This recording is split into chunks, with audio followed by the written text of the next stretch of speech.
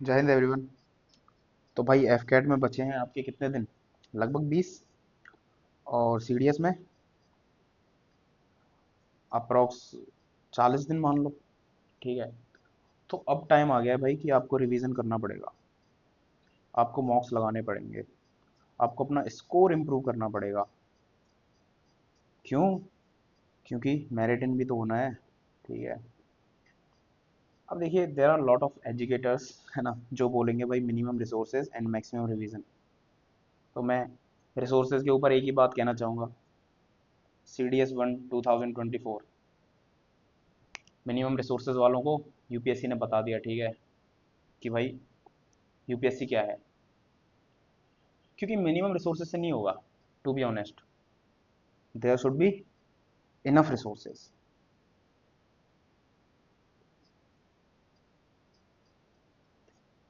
और अगर मैं बात करूँ मैक्सिमम रिवीजन की, तो मैक्सिमम रिवीजन की भी ज़रूरत नहीं है। आपको बस ज़रूरत है इनफ रिवीजन की। देखिए, मैं ऐसा क्यों बोल रहा हूँ। आपका टारगेट सिर्फ अगर सी डी एस क्लियर करना है, एफकेट क्लियर करना है और रिटर्न क्लियर करना है, बिल्कुल फॉलो करो, हो जाएगा। मिनिमम रिसोर्सेज मैक्सिमम रिवीजन करते रहो। सी डी एस एफकेट क्लियर करते रहो। 10-15 अटैम्प्ट हो जाएंगे, फिर तुम भी लिखना इंस्टाग्राम पे clear C D S 1 lakh में से 1 लाख बार, 2 लाख बार, 3 लाख बार। ठीक है। बट अगर आपको फौज में जाना है ना, अकेडमी जाना है, तो कुछ नहीं होगा। ठीक है इससे। अभी 2 दिन पहले ही मेरे पास एक लड़के का मैसेज आया। उसका C D S O T A में पता है कितना स्कोर आ रहा है? मॉक में उसका स्कोर आ रहा है लगभग 150 to 160।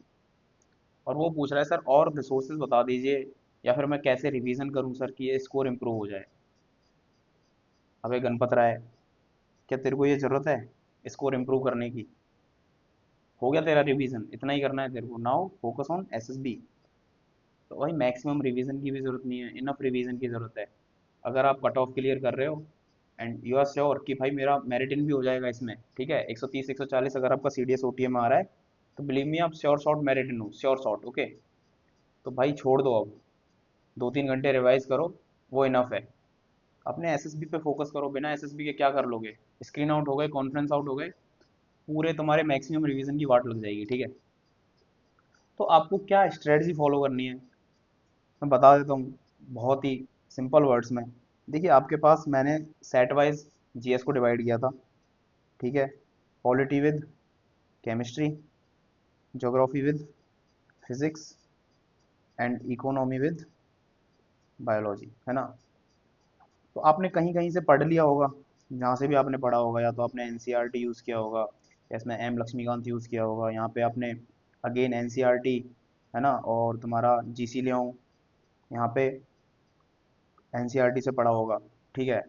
तो आपने जितने भी सोर्सेज थे वहाँ से पढ़ लिया, अब टाइम है रिवीजन का। ठीक है। तो आप जब भी पढ़ते हो, आई होप आपने कुछ चीज़ें नोट भी की होंगी, या फिर आपने कुछ चीज़ों को हाईलाइट किया होगा ना। सिंपल स्ट्रेटजी ये है कि भाई साहब इनको डिवाइड कर लो आप 12 से 15 दिन में। ठीक है। और जो भी तुमने नोट किया है या हाईलाइट किया है, सिर्फ उसको रिवाइज करो। कंप्लीट रिवीजन होना चाहिए। जो भी नोटेड है या हाईलाइट है, ठीक है, उसको कंप्लीट रिवाइज करो 10 से 12 दिन में। उसके बाद आप क्या करोगे? 2 मॉक्स पर वीक लगाओगे। फॉर एन एग्जाम्पल, अगर आपने मंडे को मॉक लगाया, देन सेकेंड मॉक आप थर्सडे को लगाओगे। ठीक है। अब आपको मंडे का मॉक लगाने के बाद क्या करना है? सेम डे आप उसको एनालाइज करोगे। आप में से बहुत सारे लोग क्या करते हैं, मॉक लगा लिया। मैक्सिमम लोग, जो 80% लोग हैं ना, वो एनालाइज नहीं करते। तो भाई आपका मॉक लगाने का कोई फ़ायदा नहीं है। अगले 10% लोग एनालाइज तो करते हैं, बट जो क्वेश्चंस उनके गलत हुए हैं, सिर्फ उनका आंसर देखा और हो गया। भाई कोई फ़ायदा नहीं है। आपको जो क्वेश्चन गलत हो रहा है ना, उसके अराउंड चीज़ें देखनी है। बात समझ में आ रही है? मान लीजिए मैंने मॉक लगाया, मैंने देखा मेरा फंडामेंटल राइट्स का क्वेश्चन गलत हो गया, तो अब मेरे को वो क्वेश्चन नहीं देखना, मेरे को फंडामेंटल राइट्स देखना है। ठीक है। This is how you can improve your score. Okay. सिर्फ उस क्वेश्चन का आंसर पढ़ लोगे, कोई इनफ नहीं है। ठीक है। बात समझ में आ रही है? तो अब मंडे के बाद आपके पास एक तो ट्यूसडे है एंड वेनसडे है। आप इन 2 दिन में क्या करोगे? देखिए, मॉक एनालाइज कैसे करना है आपको। मॉक आपने एनालाइज किया, नाउ आप 2 चीज़ें देखोगे। जो भी क्वेश्चन आपसे नहीं हुआ, क्या वो आपके हाईलाइटेड में है, जो आपने पढ़ते टाइम हाईलाइट किया था, या फिर होगा कि वो हाईलाइटेड में नहीं होगा। अगर वो हाईलाइटेड में है और फिर भी आपसे नहीं हो रहा है, मतलब आप अभी उसको ग्रास्प नहीं कर पाए हो, ठीक है, तो भाई आप अगेन जाके हाईलाइटेड पढ़ना, सिर्फ जो भी हाईलाइटेड है सिर्फ वही रीड करना है। बट मान लीजिए आपके हाईलाइटेड में नहीं है, it means you have missed some things, okay, तुमने कुछ इंपॉर्टेंट चीज़ें मिस कर दी हैं पढ़ते टाइम। तो यहाँ मैं सजेस्ट करूँगा कि आप फिर से पूरा टॉपिक पढ़ना। बात समझ में आ रही है? इन द सेंस, मान लीजिए फंडामेंटल राइट का कोई क्वेश्चन नहीं हुआ और वो तुम्हारे नोट्स में था, हाईलाइटेड में था, तो फिर सिर्फ वही पढ़ना। बट मान लीजिए फंडामेंटल राइट्स का कोई ऐसा क्वेश्चन है जो आपने नोट ही नहीं किया या फिर हाईलाइट ही नहीं किया, मतलब आपने कुछ इंपॉर्टेंट चीज़ मिस कर दी ना, जो यूपीएससी तो पूछना चाह रहा है बट आप उसको नहीं पकड़ पाए, तो भाई एक बार फंडामेंटल राइट्स फिर से पढ़ लो लक्ष्मीकांत में से, ठीक है, और नई नई चीज़ों को हाईलाइट करो।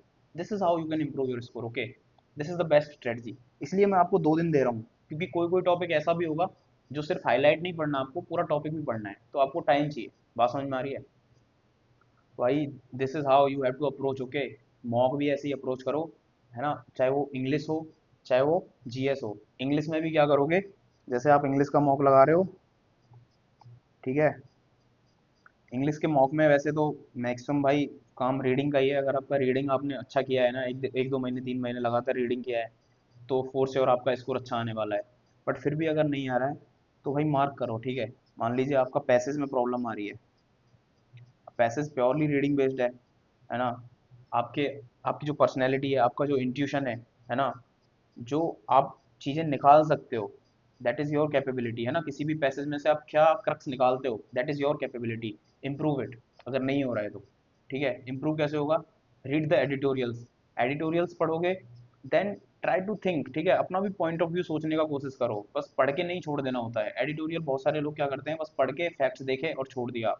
This is not the right way, okay.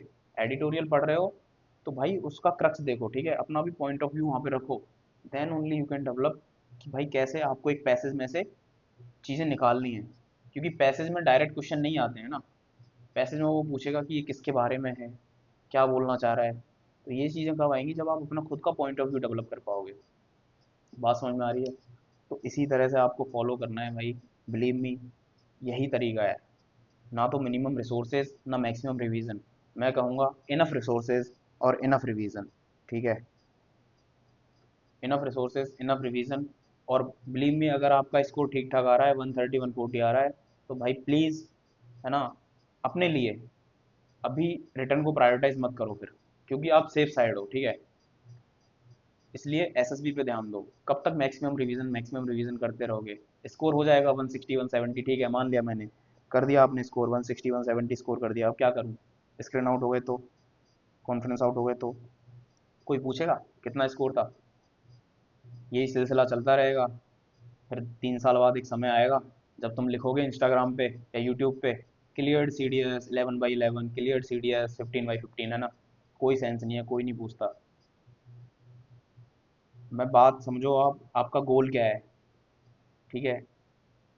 रास्तों की बात वही करते हैं जिनको उनकी मंजिलें नहीं मिलती, बिलीव मी, ठीक है। तो भाई तुमको अपनी मंजिल ढूंढनी है, उस तक पहुंचना है, तो एक कॉम्प्रिहेंसिव स्टडी करनी पड़ेगी, that also include your SSB, okay. SSB को हल्के में मत लो, विदाउट प्रिपरेशन एसएसबी नहीं होगा, ठीक है। तो भाई अगर आपका इनफ रिवीजन हो गया है, आप सेफ साइड हो, तो एसएसबी पे भी फोकस करना शुरू करो, ठीक है। और अपने रिसोर्सेज इनफ रखो, ठीक है। सीडीएस में 2024 में यही हुआ, थोड़ा पैटर्न चेंज हुआ, कहीं से कुछ ज़्यादा क्वेश्चन आ गए, अब हवा ही नहीं लग रही है तुम लोगों को क्या करना है।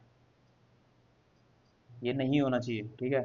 इतने इनफ रिसोर्सेज तुम पढ़ के जाओ कि हाँ भाई ठीक है, कहीं से भी आ रहा है मैं पासिंग मार्क्स तो ले आऊँगा। This is the way. आप कैसे मॉक को यूज़ करोगे, यही करना, वीक में 2 मॉक लगाने हैं और अगले 2 दिन उसको एनालाइज करके चीज़ें पढ़नी है, ठीक है। तो भैया, enough resources enough revision, last में यही बोलूँगा, ठीक है। जय हिंद।